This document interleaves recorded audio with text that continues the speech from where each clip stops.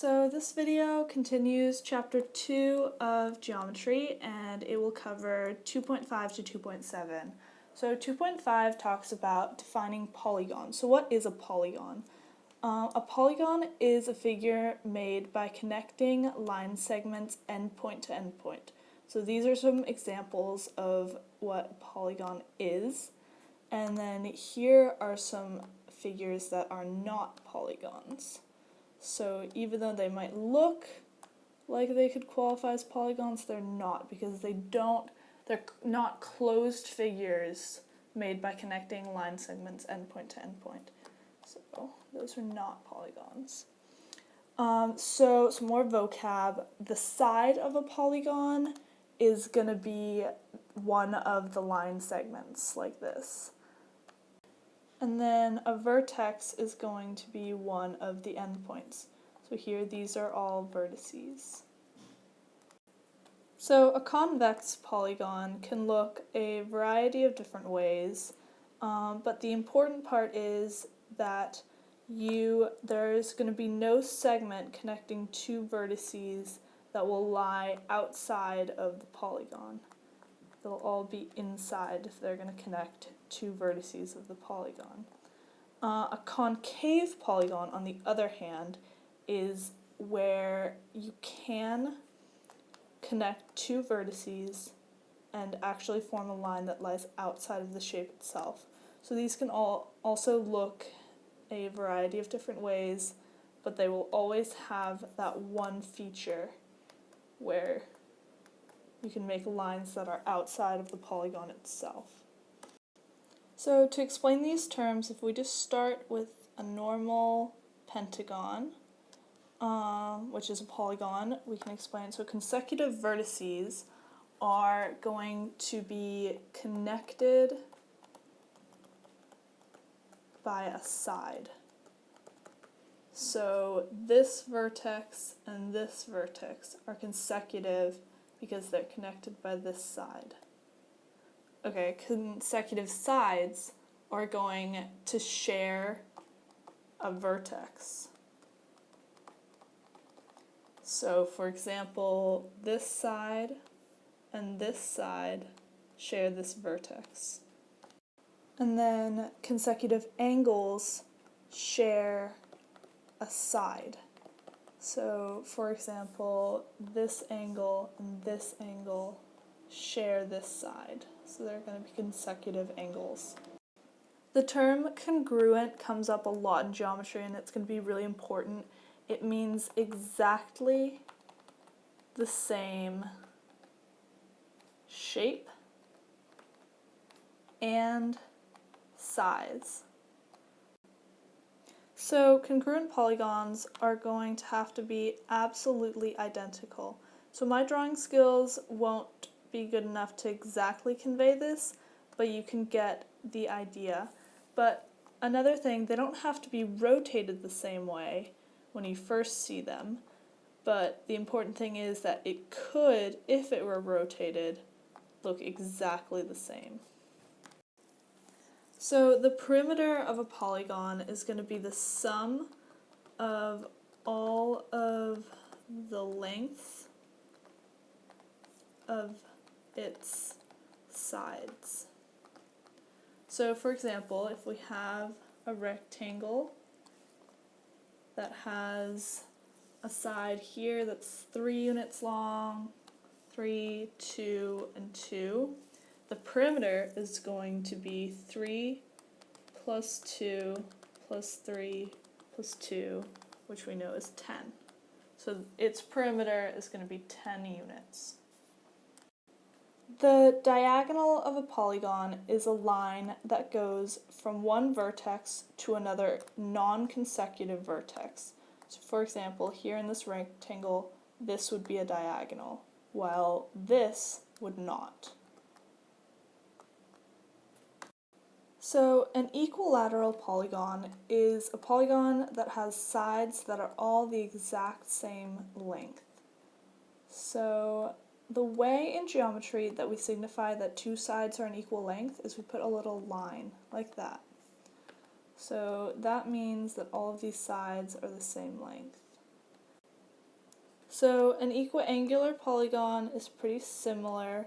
It's going to have angles that are all the same size, but not necessarily sides that are the same length.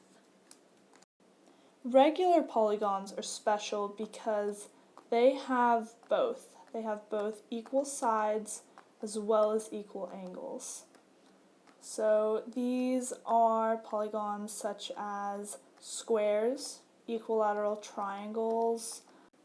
They're the fundamental form for each polygon, and they might have special rules or conjectures about them.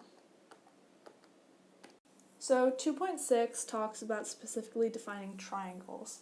So one of the ways of classifying triangles is based on the angles. So a right triangle has that one of the angles is going to be a right angle. An acute triangle has all acute angles, so all of its angles are going to be less than 90 degrees. So they can look a variety of ways. An obtuse triangle is going to have at least one angle that is more than 90 degrees, an obtuse angle. Another way of classifying triangles is based on the length of the sides. So a scalene triangle has all three sides are different lengths.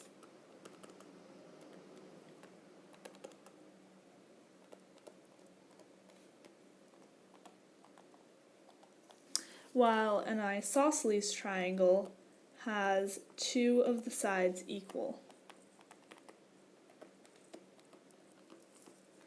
An equilateral triangle, as we know, has all three sides equal.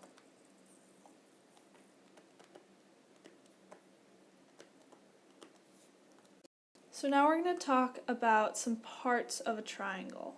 So the median of a triangle goes from the midpoint of a side to the opposite angle. So for example, that's the midpoint of that side, and it will go to the opposite angle. That's the median, or one median, of that triangle. The altitude of a triangle goes from a side at a right angle to the opposite angle.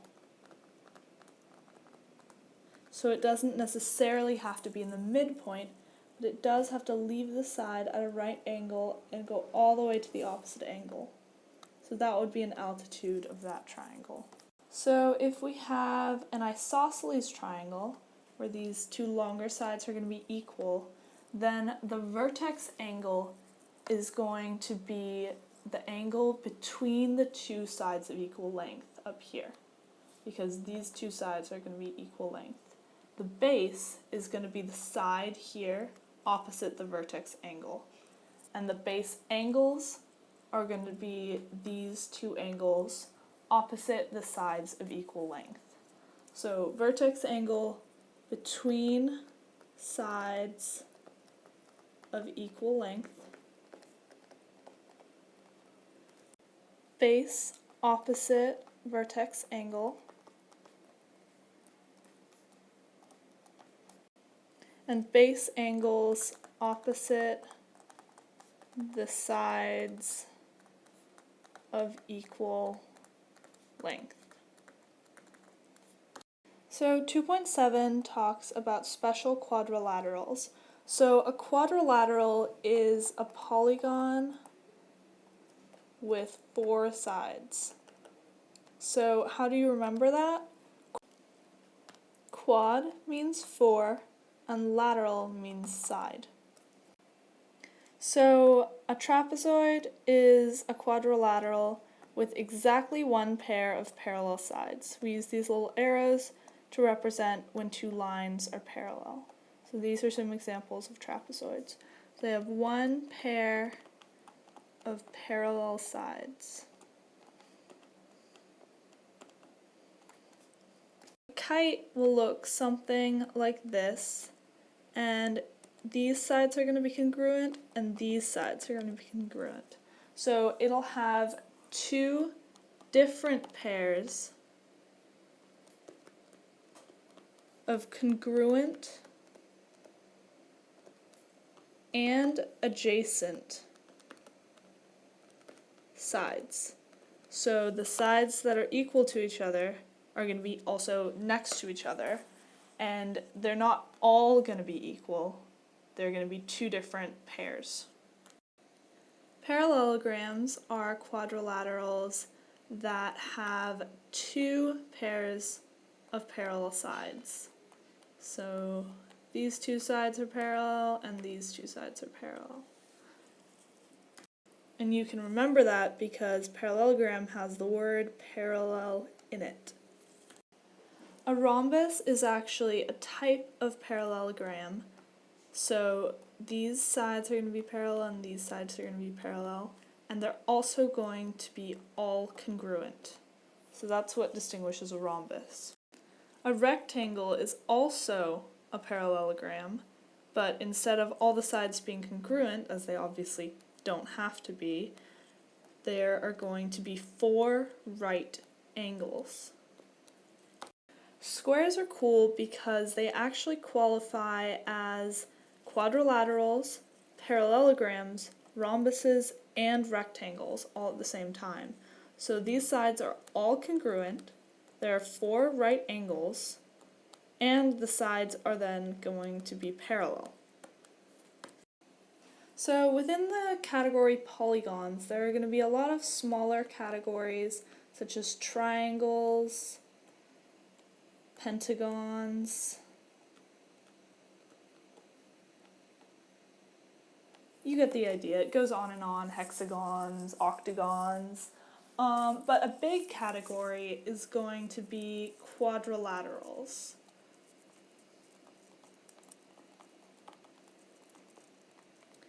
And within this category, we have a lot of different categories, special quadrilaterals, and I find it really helpful to kind of look at what classifies as each type of quadrilateral. So we have some special ones such as trapezoids that really don't overlap with anything else. Trapezoids look like that. We have kites that look like that. Oh, that's bad drawing, sorry.